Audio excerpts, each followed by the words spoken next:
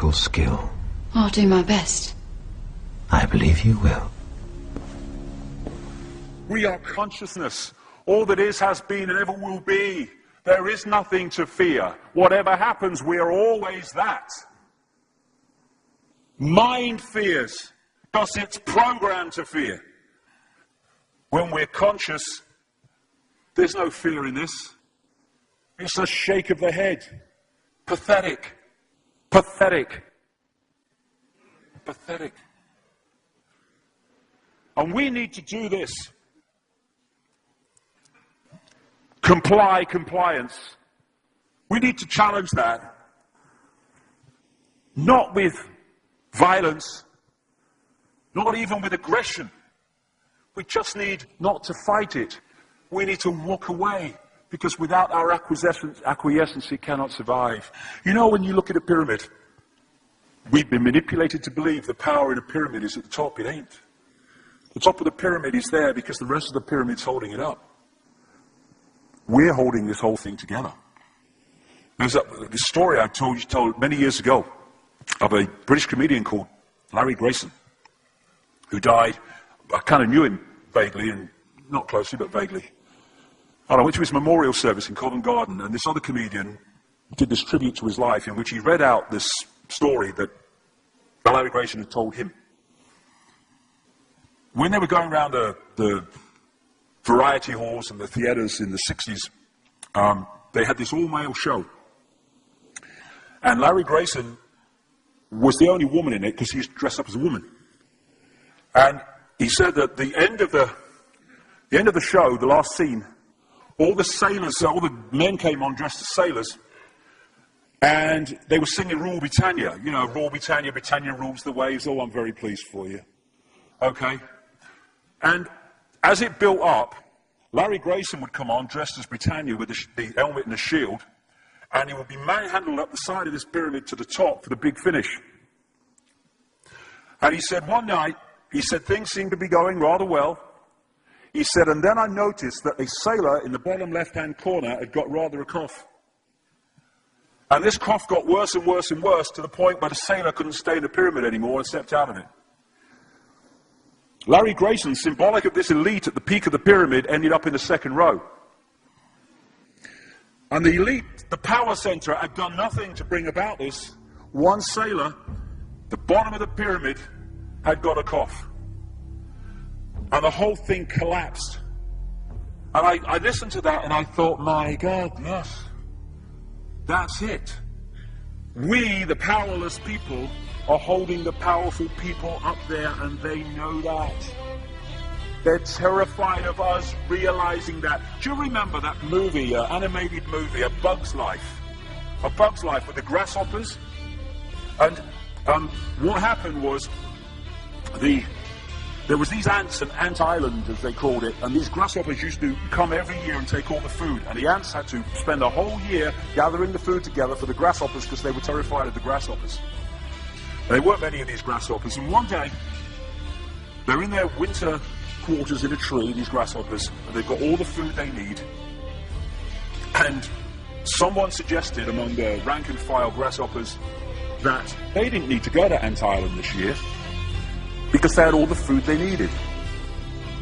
And then out came the leader of the grasshoppers to tell them the facts of life, and the few are going to control the many. It's a wonderful speech. If you ever can see that movie, A Bug's Life, I do recommend it. And he said, basically, they outnumber us 100 to 1. And if ever they figure that out, there goes our way of life. So we have to keep the pressure on, basically. We have to keep them working, so they don't figure out where the real power is. And that's why this network of manipulation works so hard to keep us in these states. Like I said earlier, what are people leaving foreclosed homes for?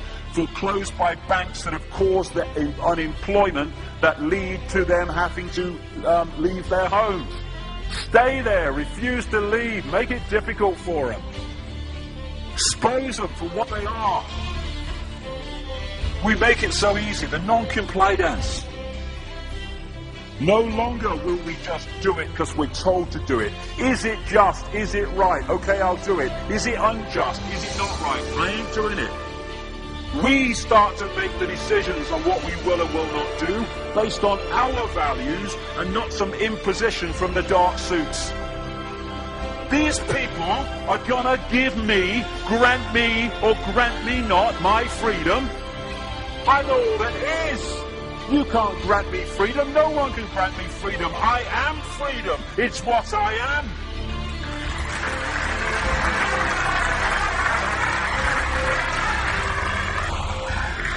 The big question, what would consciousness do? What would consciousness do in this situation? And when we ask that question, it really just changed the way we see the world.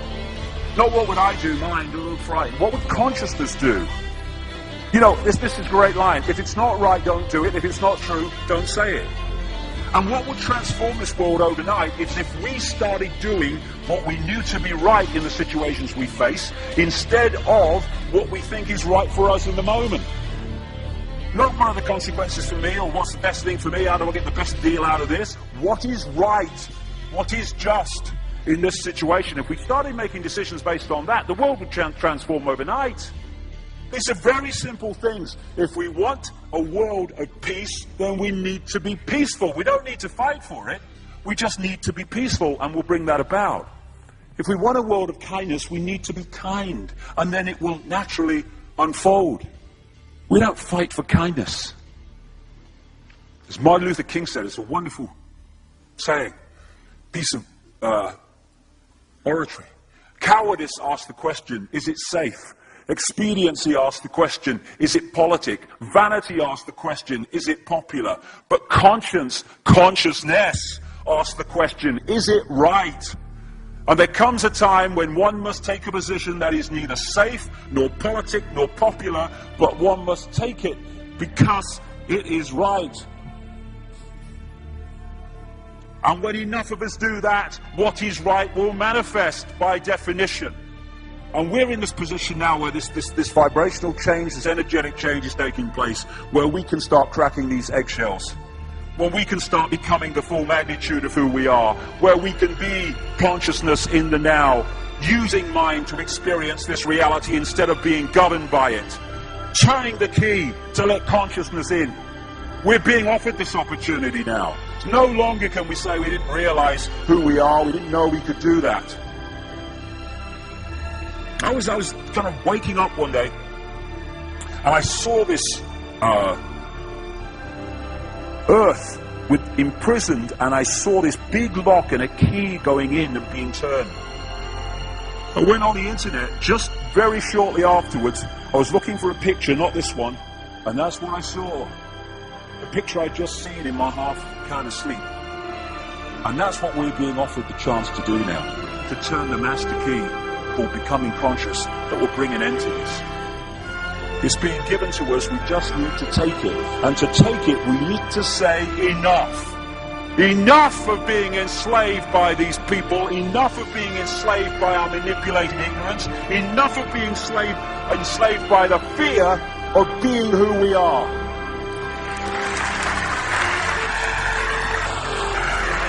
Enough! It is time to fly. It is time to fly. Thank you very much.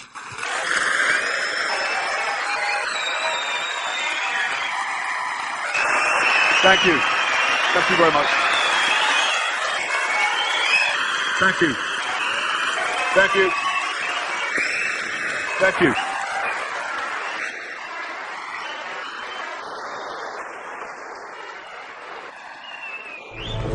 Enemy is approaching fast, requesting orders. General, what should we do? There's no response from command, or from party leader Creedy. Stand down! Stand down!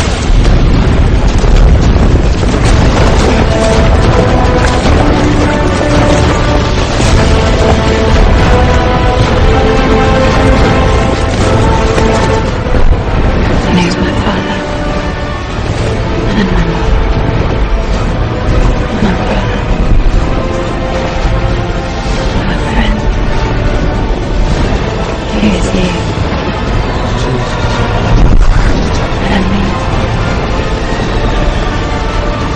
He is all.